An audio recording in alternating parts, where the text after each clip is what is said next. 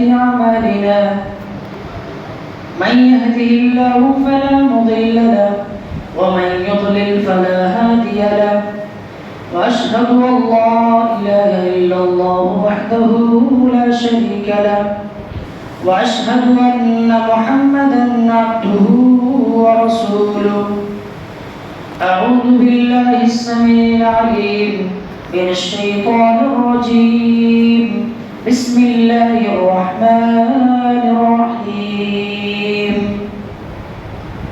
يا أيها الناس اتقوا ربكم الذي خلقكم من نفس واحدة وخلق منها زوجها وبث منهما رجالا كثيرا ونساء واتقوا الله الذي تساءلون به والأرحام إن الله كان عليكم رقيبا يا أيها الذين آمنوا اتقوا الله حق تقاته ولا تموتن إلا وأنتم مسلمون يا أيها الذين آمنوا اتقوا الله وقولوا قولا سديدا يصلح لكم أعمالكم ويغفر لكم ذنوبكم ومن يطع الله ورسوله فقد فاز فوزا عظيما أما بعد فإن خير الحديث كتاب الله وخير الهدي هدي محمد صلى الله عليه وسلم وشر الأمور محدثاتها وكل محدثة بدعة وكل بدعة ضلالة وكل ضلالة في النار. قال الله تبارك وتعالى إن عدة الشهور عند الله 12 شهرا في كتاب الله يوم خلق السماوات والأرض منها 4 حرم ذلك الدين القيم فلا تظلموا فيهن أنفسكم. وقال النبي صلى الله عليه وسلم الشهر 12 شهرا منها 4 حرم 3 متواليات ذو القعدة وذو الحجة والمحرم ورجب مضر الذي بين جمادى وشعبان. رب اشرح لي صدري ويسر لي أمري واحلل عقدة من لساني يفقهوا قولي سبحانك لا علم لنا إلا ما علمتنا إنك أنت العليم الحكيم. حاضرین جمعہ، اسلامی بھائیوں، بزرگوں اور ہم عمر ساتھیوں، اللہ رب العالمین کا بے پایان شکر و احسان ہے جس نے ہم سب کو بے شمار نعمتوں سے نوازا اور زندگی گزارنے کے لیے بہت ساری نعمتیں عطا کی. بعد درود و سلام نازل ہو تمام انبیاء کرام علیہ الصلوۃ والسلام پر، خصوصاً ہمارے نبی جناب محمد رسول اللہ صلی اللہ علیہ وآلہ وسلم. حاضرین، جیسا کہ ہمیں یہ معلوم ہے کہ اسلامی مہینے کی شروعات ہو چکی ہے، یعنی محرم کے مہینے کا باضابطہ آغاز ہو چکا ہے اور آج محرم کی 2 تاریخ ہے. اس اعتبار سے آج کے اس خطبہ جمعہ کے اندر میں آپ کے سامنے محرم کے حوالے سے قرآن و حدیث کے اندر کیا چیزیں آئی ہیں اس کو جاننے کی کوشش کریں گے، اور ساتھ ہی محرم میں کون سے کام ایسے ہیں جو ایک مسلمان کو کرنا چاہیے اور کون سے وہ کام ہیں جو آج ہم کرتے ہیں جس کا دین سے، قرآن سے، شریعت سے کوئی ثبوت نہیں، اس پر بھی تھوڑی بات ہوگی. سب سے پہلے میں نے آپ کے سامنے جو آیت تلاوت کی ہے، اللہ فرماتا ہے ان عدۃ الشہور عند اللہ 12 شہرا فی کتاب اللہ یوم خلق السماوات والارض منها 4 حرم ذلك الدین القیم فلا تظلموا فیہن انفسکم۔ اللہ کہتا ہے بے شک قرآن مجید کے اندر بھی اور اللہ تبارک و تعالیٰ کے نزدیک بھی مہینوں کی گنتی، مہینوں کی تعداد 12 ہے۔ ان عدۃ الشہور عند اللہ 12 شہرا، مہینوں کی تعداد جب سے اللہ نے اس کائنات کو بنایا، اس زمین کو بنائی، اسی وقت سے لے کر کے آج تک مہینوں کی گنتی the number of month 12 اللہ نے رکھی۔ یوم خلق السماوات والارض منها 4 حرم، ان 12 مہینوں میں سے 4 مہینے حرمت والے بنائے، معظم بنائے، محترم بنائے۔ فلا تظلموا فیہن انفسکم، اور اللہ نے یہ بیان کرنے کے بعد کہا کہ یہی ٹھوس دین ہے، یہی مضبوط دین ہے، لہذا تم ان 4 مہینوں میں اپنے اوپر ظلم نہ کرو۔ یہ آیت کا ترجمہ ہو۔ یہ 4 مہینے کون ہیں؟ اس کی وضاحت اللہ کے نبی نے حدیث کے اندر کی۔ فرمایا، حضرت ابو بکر اس حدیث کے راوی ہیں، صحیح بخاری کے اندر موجود ہے۔ حضرت ابو بکر کہتے ہیں کہ اللہ کے نبی صلی اللہ علیہ وسلم نے ارشاد فرمایا السنۃ 12 شہرا، سال 12 مہینے کا ہوتا ہے۔ ثلاثۃ منها 4 حرم، ان 12 مہینوں میں 4 مہینے حرمت والے ہیں۔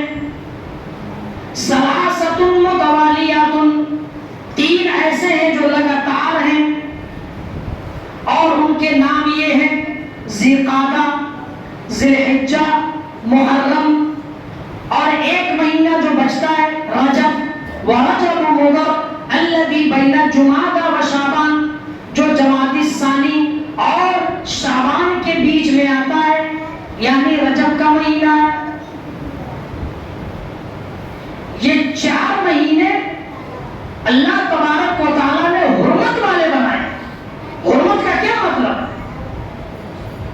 ایک تو مطلب اس مہینے کا یہ ہے کہ اس مہینے کی تعظیم کی جائے، اس مہینے کی عظمت اور اس کی تقدس کو برقرار رکھا جائے۔ ایک مطلب یہ ہے اس مہینے کے اندر اور مہینوں کے بنسبت زیادہ عبادتیں کی جائے، اور مہینوں کے مقابلے میں اس مہینے کو زیادہ ویلیو دیا جائے، اس کی مہتوتا کو زیادہ سمجھا جائے، اور مہینوں کے مقابلے میں اس مہینے میں ظلم کرنے سے اپنے آپ کو روکا جائے، اپنے آپ کو ہلاکت میں، بربادی میں، گناہ میں ڈالنے سے روکا جائے۔ یہی وجہ ہے آپ نے کہا، اللہ نے کیا کہا؟ اللہ نے کہا فلا تظلموا فیہن انفسکم۔ یہ 4 مہینے حرمت کے ہیں، کون کون سے؟ ذی القعدہ جو ابھی گزرا، اور ذی الحجہ جو ابھی ہم سے رخصت ہوا، اور محرم کی جو اسٹارٹ ہو چکا ہے، اور ایک رجب جو شعبان سے پہلے آئے گا۔ کہا یہ 4 مہینے وہ ہیں جو اللہ کو محبوب ہیں اور اللہ کو پیارے ہیں۔ ان 4 مہینوں میں فلا تظلموا فیہن، ان 4 مہینوں میں اپنے اوپر ظلم نہ کرو۔ کیا ہے ظلم؟ ظلم کیا ہے؟ ظلم کی اگر لغوی تعریف دیکھیں گے آپ ڈکشنری اٹھا کر کے، اس میں لکھا ہے کہ کسی بھی چیز کو اس کی اصل جگہ سے اٹھا کر کے دوسری جگہ رکھ دینا، کسی بھی چیز کو اس کے اصل جگہ سے ہٹا کر کے دوسری جگہ ٹرانسفر کر دینا، یہ ظلم کہلاتا ہے۔ اس کو آپ یوں سمجھ سکتے ہیں، اگر مثال کے طور پہ یہ چھڑی کسی کی ہے اور آپ کو معلوم ہے کہ یہ فلاں شخص کی چھڑی ہے، اگر آپ نے وہ چھڑی اس سے چھین کر کسی دوسرے کو دے دی جس کی وہ چھڑی نہیں ہے، یہی ظلم تعریفیں ہیں. ظلم یہ بھی ہے کہ آپ کسی کے اوپر اتیاچار کریں. ظلم یہ بھی ہے کہ آپ کسی کو برا بھلا کہیں. ظلم یہ بھی ہے کہ آپ کسی کی زمین ناجائز طریقے سے ہڑپ لیں. ظلم یہ بھی ہے کہ بلا کسی قصور کے آپ کسی کو تماچے رسید کر دیں. ظلم یہ بھی ہے کہ بلا کسی قصور کے آپ کسی کو گالی گلوچ کریں. اور ظلم یہ بھی ہے کہ ناجائز طریقے سے مال اور حرام کو کمائیں. یہ سب ظلم کی ڈیفینیشن کے اندر شامل ہے. اللہ نے کہا فَلَا تَظْلِمُوا فِيهِنَّ أَنفُسَكُمْ. ان 4 مہینوں میں اسپیشلی اپنے آپ کے اوپر ظلم کرنے سے بچو. یہ اپنے آپ پہ ظلم کیا ہے؟ یہی ظلم ہے کہ اس ماہ مبارک کے مہینے میں ہم اس مقدس مہینے کی حرمت کو جو پامال کرتے ہیں اور اس کا جو گنڈا گردی کے ساتھ استقبال کرتے ہیں، یہی ظلم ہے. پتا چلا میرے بھائیوں کہ یہ 4 مہینے اللہ کو بھی پیارے ہیں اور یہ 4 مہینے ہمارے نبی جناب محمد رسول اللہ صلی اللہ علیہ وسلم کو بھی پیارے ہیں. جب یہ 4 مہینہ اللہ کو پیارا، نبی کو پیارا، اور ہمیں ان 4 مہینوں سے نفرت ہے. ہم ان 4 مہینوں کی قدر نہیں کرتے. ہم ان 4 مہینوں میں اپنی منمانی کرتے ہیں. ہمارا جو جی چاہتا ہے وہ ہم کرتے ہیں. میرے بھائیوں، اللہ تبارک و تعالیٰ نے ان 4 مہینوں کی عظمت اور حرمت کو بیان کرنے کے بعد یہ بتایا ہے، اور اس کا جو اصل منظر ہے، پس منظر ہے، کہ اسی ماہ مبارک کے اندر، اسی ماہ محرم کے مہینے کے اندر حضرت امام حسین، حضرت علی کے بیٹے، فاطمہ کے لخت جگر، ہمارے نبی جناب محمد رسول اللہ صلی اللہ علیہ وسلم کے نواسے ناتی کو شہید کیا جاتا ہے. آنے والے 10 محرم کو جب کوفہ والوں نے آپ کو خط بھیجے اور یہ بابر کرایا کہ اے حسین، آپ ہمارے یہاں تشریف لائیے، ہم آپ کو بیعت کرنے کے لیے تیار ہیں، ہم آپ کو اپنا حکمران ماننے کے لیے تیار ہیں. 1-2 خط نہیں بلکہ 70 سے زائد خطوط آئے اور اس میں یہی لکھا تھا کہ آپ ہمارے یہاں تشریف لائیے، ہم آپ کو سردار بنانے کے لیے آمادہ ہیں. لیکن انہی کوفہ والوں نے، جن کوفہ والوں نے ان کے باپ حضرت علی کو قتل کیا تھا، انہی کوفہ والوں نے آمنترت کیا. جب حضرت علی اپنے چند صحابہ کرام کے ساتھ کوفہ پہنچتے ہیں، وہی کوفہ کے لوگ اپنی بات سے مکر جاتے ہیں اور نوبت یہ آتی ہے کہ لڑائی کا معاملہ پیش آتا ہے. حضرت علی، حضرت حسین بھی کہتے ہیں کہ میں ذلت کی زندگی نہیں جی سکتا، میں لڑ کر مر جاؤں گا، لیکن میں تمہارے سامنے گھٹنا نہیں ٹیک سکتا، اپنا ماتھا نہیں ٹیک سکتا. لڑائی ہوتی ہے، چند لوگ ہوتے ہیں اور انہیں شہید کر دیا جاتا ہے. یہ 10 محرم کی تاریخ کو. لیکن آپ کو ہم بتا دیں کہ یہ حضرت امام حسین کون ہے؟ یہ حضرت امام حسین آپ صلی اللہ علیہ وسلم کے ناتی ہیں، نواسے ہیں، حضرت علی کے بیٹے ہیں، فاطمہ کے لخت جگر ہیں. اور یہی نہیں بلکہ جنت میں جب سارے لوگ چلے جائیں گے تو ان جنتیوں کے سردار یہ امام حسن اور امام حسین ہوں گے. اسی جنت میں ان کی والد محترمہ حضرت فاطمہ جنت میں عورتوں کی سردار ہوں گی. اور یہی تک بس نہیں، ایک مرتبہ آپ صلی اللہ علیہ وسلم اپنے دونوں نواسوں کو کھلا رہے ہیں، لاڈ پیار کر رہے ہیں.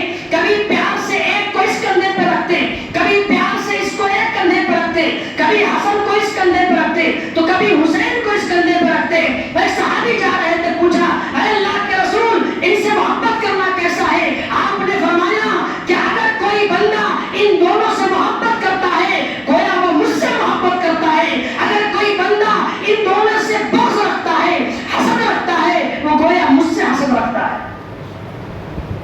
یہی تک بس نہیں، ایک حدیث کے اندر آپ نے فرمایا کہ یہ دونوں امام حسن اور امام حسین یہ جنت کے 2 پھول ہیں. جنت کے 2 پھول ہیں، ان کی عزت کرو، ان کی تعظیم کرو. لیکن میرے بھائیوں، افسوس تب ہوتا ہے کہ ایک طرف جنت کا سردار، جنت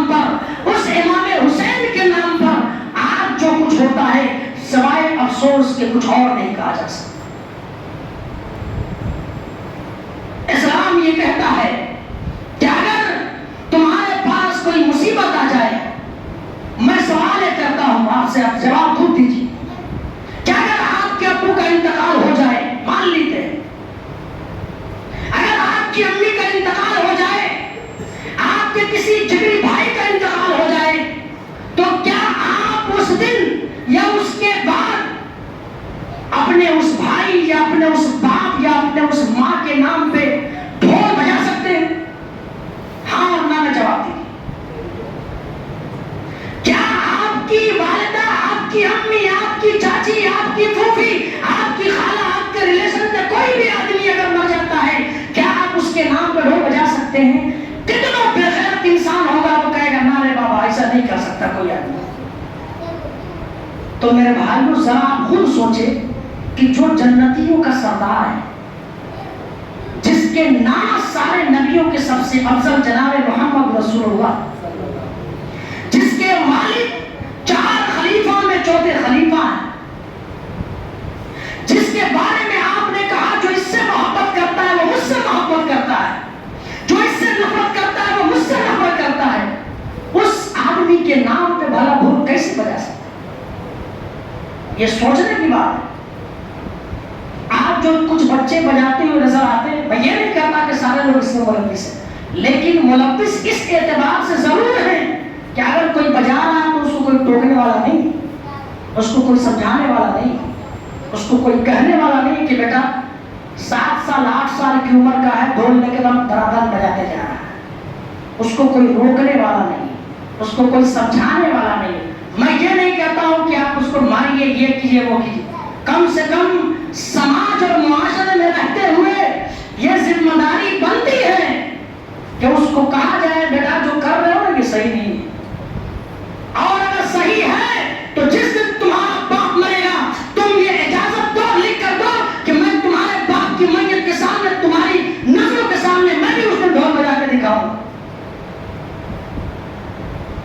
لیکن مسئلہ یہ نہیں ہے، مسئلہ یہ بھی ہے کہ جو لوگ بجا رہے ہیں ان کو پتہ بھی نہیں ہے کہ بجا کیوں رہے ہیں، ان کو یہ بھی پتہ نہیں کہ بجا کیوں رہے ہیں، کس خوشی میں بجا رہے ہیں۔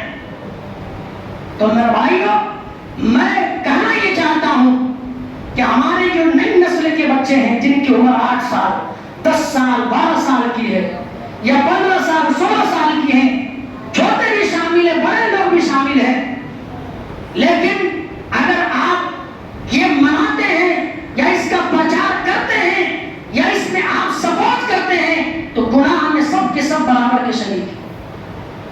اور ہمیں کیا فکر لگی ہوئی ہے؟ ہماری یہ ذمہ داری ہے کہ ہم آپ کو یہ بتائیں کہ یہ جو ہو رہا ہے یہ کسی اعتبار سے صحیح نہیں، چاہے آپ اہل حدیث کے گروپ کی بات کر لیں، چاہے آپ حنفی کی بات کر لیں، چاہے آپ بریلویوں کی بات کریں، سارے مکتب فکر کے جو علماء ہیں اس بات پر متفق ہیں کہ امام حسین کے نام پہ آج جو کچھ ہو رہا ہے وہ صحیح نہیں، بلکہ ان کے روح کو لوگ کہتے ہیں سکون پہنچا رہے ہیں، اس سکون پہنچا رہے ہیں کہ ان کے روح کو آپ تکلیف پہنچا رہے ہیں اور اپنا ٹھکانہ جہنم میں پرماننٹ کے لیے رجسٹر کر رہے ہیں۔ اس لیے میرے بھائیوں پیغام یہی ہے کہ اس محترم مہینے کی قدر کی جائے، اس محترم مہینے کو، اس کی عظمت کو، اس کے تقدس کو سمجھتے ہوئے اور اس کی عظمت کو سمجھتے ہوئے اس میں اللہ تبارک و تعالیٰ کو راضی کرنے کی کوشش کریں۔ آج کل جو ہو رہا ہے وہ کسی سے ڈھکا چھپا تو ہے نہیں، لیکن ایک شیعہ جماعت ہے، وہ شیعہ جماعت کے اندر امام حسین کا ماتم کرنے کا طریقہ بالکل الگ ہے۔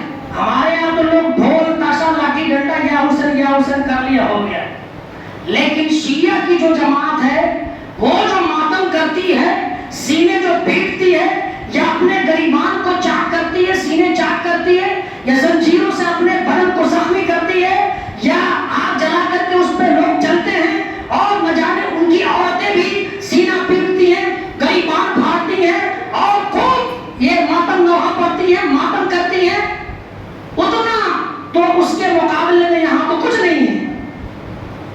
لیکن ایک اور جانکاری آپ کو دے دوں، شاید کہ کسی کو معلوم ہو کہ محرم الحرام کا یا داہا منانے کا رواج کب سے شروع ہوا؟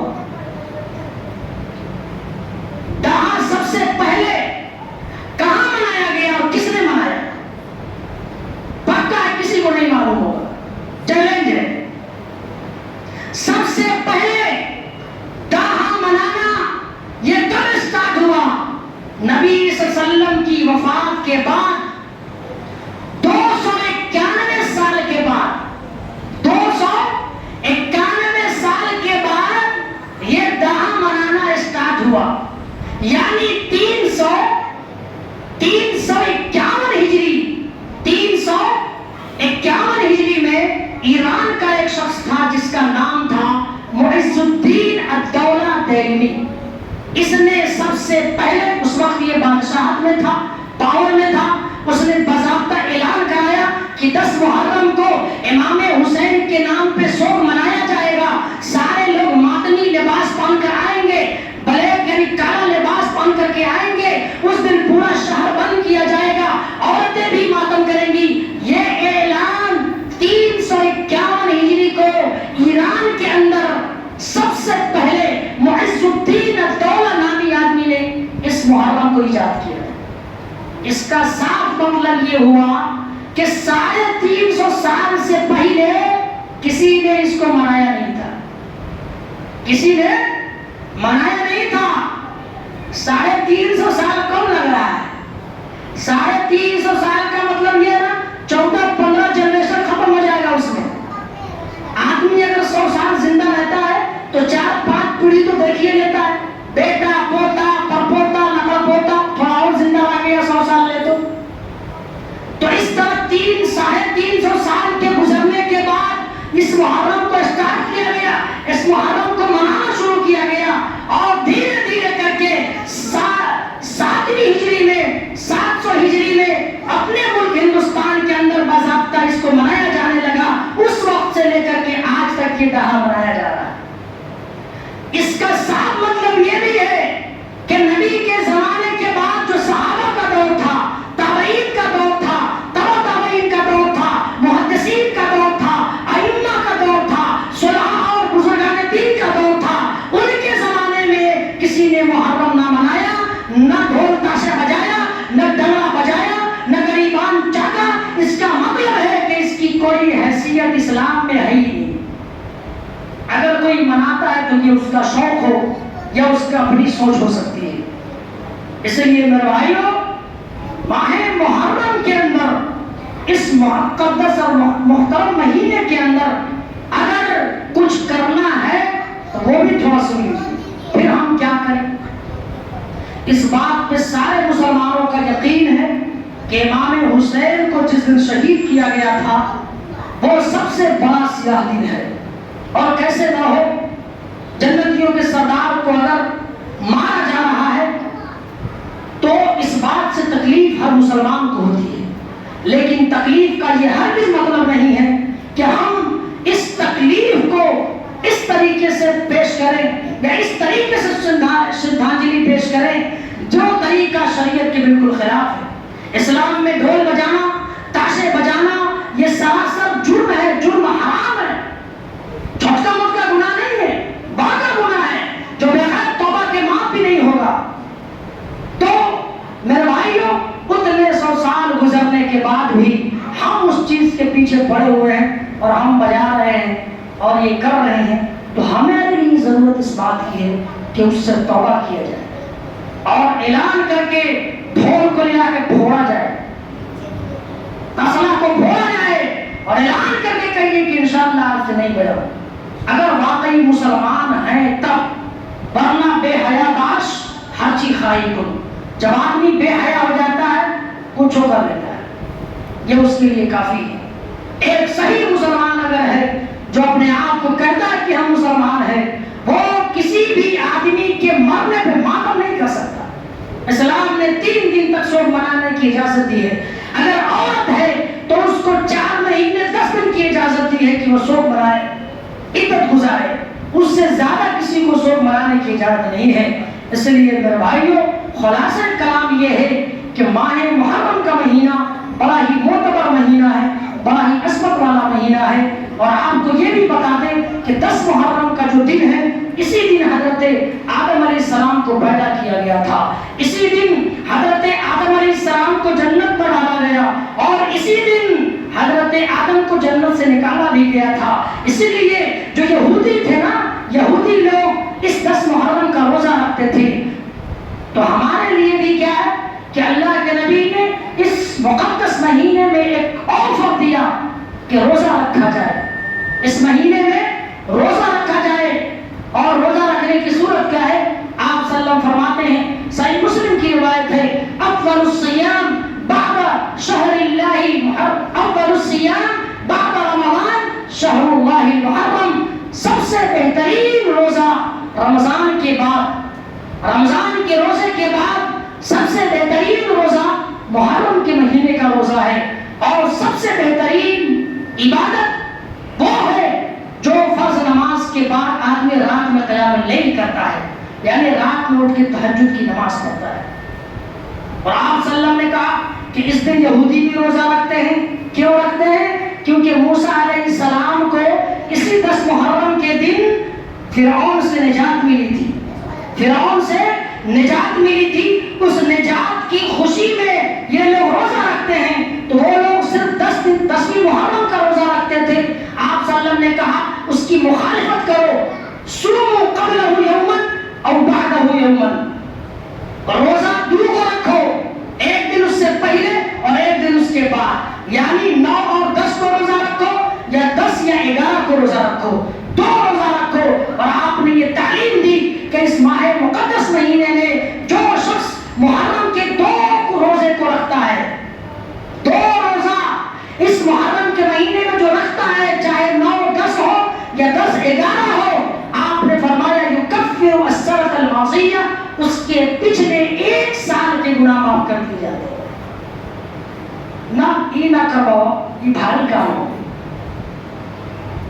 بجائے کرواؤ. ہم نے جو بجا رہے ہیں بجائے کرواؤ. اتنی خوبصورت باتیں اور اتنی پیاری باتیں آپ کو کہیں اور نہیں ملیں.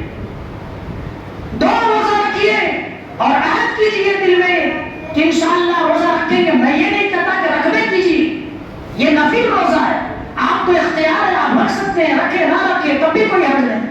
لیکن اگر رکھتے ہیں تو اس کا ثواب یہ ہے کہ 1 سال کے پچھلے گناہ معاف کیے جاتے ہیں.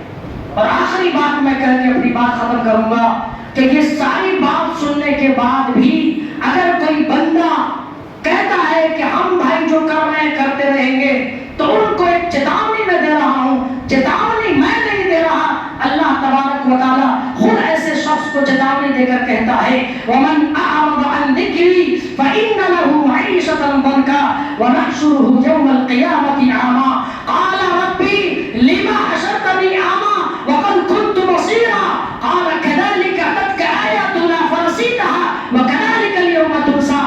اللہ کہتا ہے کہ اگر کوئی بندہ گناہ پر گناہ کیے جا رہا ہے، معاصی پر معاصی کیے جا رہا ہے، منمانی پر منمانی کیے جا رہا ہے، اس کو 2 سزا دنیا میں بھی اور آخرت میں بھی اس کو اٹھانا پڑے گا. دنیا میں یہ ہے کہ اللہ تبارک و تعالیٰ اس کی روزی کو دنیا میں تنگ کر دیتا ہے، اس کی کمائی کو سمیٹ دیتا ہے. اور کل قیامت کے دن جب یہ بندہ حاضر ہوگا، اللہ تبارک و تعالیٰ اس بندے کو اندھا کر کے اٹھائے گا، کہے گا اے اللہ تعالیٰ ہم تو دیکھتے تھے دنیا میں، ہماری تو آنکھیں تھی، اندھا کیوں کر کے اٹھایا؟ اللہ کہے گا ہماری نشانیاں تمہارے پاس گئی تھی، قرآنی آیات تمہارے پاس گئے تھے، علماء نے تمہیں بتلایا تھا، لیکن تم نے اس وقت منمانی کی تھی. آج ہم بھی تیرے ساتھ منمانی کریں.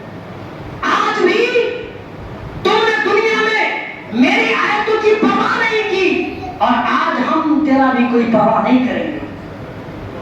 اور یہی تک بس نہیں، حضرت آدم علیہ السلام جو سارے لوگوں کے باپ ہیں، اللہ تعالیٰ نے ان کو کیا کہا تھا کہ جنت میں رہیے، کھائیے پیجیے، جیسے من کرے ویسے رہیے، کھائیے پیجیے، لیکن ایک درخت ہے اس کو ٹچ نہیں کیجیے گا، اس کے قریب نہیں جائیے گا.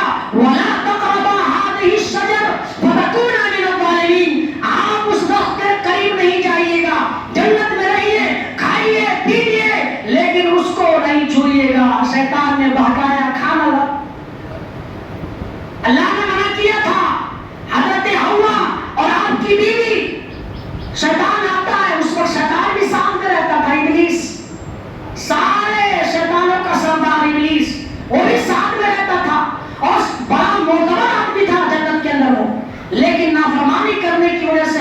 کے لیے اس کو جنت سے نکال دیا گیا۔ اس نے بہکایا، ایک کھا لیا، ہمیشہ ہمیشہ یہی رہی ہے، مان گئے، عورت کی ذات تھی، ان کی بیوی مان گئے، جا کے جیسے ہی اس کو کھایا اللہ تعالیٰ نے جنت کی ساری نعمتیں چھین لی، اور صرف چھینی نہیں بلکہ جنت سے نکال پھینکا اور کہا جاؤ دنیا میں کھاؤ کماؤ، جبکہ جنت میں ساری چیزیں آٹومیٹک مل رہی تھی، سیب حاضر، پانی حاضر، جو چاہیے حاضر، دل میں ارادہ کرتے تھے ساری چیزیں حاضر تھی، لیکن غلطی صرف ایک تھی، اور اس ایک غلطی کی وجہ سے جنت کی نعمت بھی گئی اور جنت سے نکالے بھی گئے۔ اب ذرا ہم اور آپ تصور کریں، ہم سوچیں کہ ہم دن میں کتنی غلطیاں کرتے ہیں، کتنی نافرمانیاں کرتے ہیں، پھر بھی ہمارا جو کا تو نہیں، پھر بھی کوئی اثر نہیں ہوتا۔ ایک خطا کر کے جنت سے نکال دیا گیا ایک آدمی، اور وہ بھی سب سے پہلے آدم علیہ السلام، اور ہم ہزار خطائیں کر رہے ہیں لیکن ہمیں افسوس نہیں ہوتا۔ آخر میں اللہ تعالیٰ سے دعا ہے کہ اللہ تبارک و تعالیٰ ہم سب کو اس ماہ مقدس مہینے کی عظمت اور حرمت کو برقرار رکھنے اور اس میں نیک اعمال کرنے کی توفیق عطا فرمائے۔ اے اللہ ہمیں غیر ضروری باتوں سے، غیر ضروری کاموں سے، ڈھول تاشے سے، یا جو بھی غیر ضروری چیزیں، جو غیر اسلامی چیزیں ہو رہی ہیں، اللہ اس سے ہمیں بھی بچا، ہمارے سماج کو بھی بچا۔ اللہ جو لوگ یہ کر رہے ہیں انہیں اس بات کی ہدایت ہے کہ وہ بھی اس راہ راست پہ آ سکیں، انہیں بھی یہ سمجھ ہو سکے اور انہیں بھی یہ فکر ہو سکے، اور وہ تیرے رب کی حضور حاضر ہو کر کے اپنے گناہوں کی معافی کرا سکے۔ اللہ تعالی ہم سب کو کہنے سننے سے زیادہ عمل کی توفیق عطا فرمائے۔ وآخر دعوانا الحمدللہ رب العالمین۔ آخری بات یہ کہ جو کبھی کبھی کہنا پڑتا ہے، اور وہ یہ ہے کہ جو جمعہ میں جو لوگ پیسہ دیتے ہیں، جو اٹھایا جاتا ہے 2 روپے 4 روپے 5 روپے لوگ دیتے ہیں، افسوس اس بات کا ہوتا ہے کہ ایک طرف جہاں ہزار روپیہ ملتا ہے مہینے کا، ہفتے کا، جو اٹھایا جاتا ہے اس میں بیچ میں گھوم کر کے کبھی کبھی ایسا ہوتا ہے کہ 250-300 ملتا ہے۔ تو میرے بھائیوں، میں آپ سے ایک گزارش یہی کر رہا ہوں کہ جب آتے ہیں جمعہ کے دن تو کچھ نہ کچھ مسجد میں دے کے جائیں۔ اگر یہ دے کے جاتے ہیں تو گویا آپ اپنا سیونگ اکاؤنٹ میں سیو کر کے جا رہے ہیں، اور یہ آپ کا پیسہ یہاں سرکشت ہو رہا ہے، جو بعد میں چل کر کے یہ سیونگ اکاؤنٹ آپ کا کام آئے گا۔ بتائیے، اکثر جو پیچھے لوگ بیٹھے ہوتے آتے ہیں تو لیٹ سے بھاگتے ہیں، پہلے کچھ نہ کچھ اللہ کے واسطے دے کے جائیے۔ اور آج کی تاریخ میں آپ خود دیکھیں کہ 2 روپے کا سامان جو پہلے ملتا تھا آج وہ 5 روپے کا مل رہا ہے، جو 5 روپے کا ملتا تھا وہ 10 روپے کا مل رہا ہے۔ اور ہم لوگ کا مزاج یہ ہے کہ مسجد میں 2 روپیہ دینا ہے اور 2 والا سکے دینا ہے۔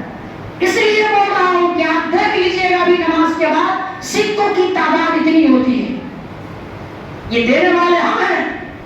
بھائی مسجد کی بات آئی تو کنجوسی اور اڑا رہے ہیں کہ تم، اس سے کوئی فرق نہیں پڑتا۔